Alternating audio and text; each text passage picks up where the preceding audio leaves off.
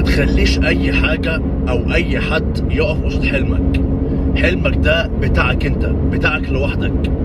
واكيد الحلم اللي انت بتحلمه ده حاجة عظيمة، واي حاجة عظيمة مش بتيجي بسهولة. فانت خليك ورا حلمك وافضل عافر كل يوم لحد ما توصل له. ما يهمكش اي عواقب وما يهمكش اي مشاكل، مع الوقت هتتخطاها. اصرارك وعندك ان انت تحقق حلمك هيخليك تتخطى اي صعوبات قدامك واي تحديات.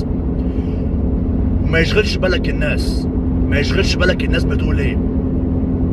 الحلم ده ربنا اداهولك انت، الرؤية دي ربنا اداها لك انت وما اداهاش لحد تاني.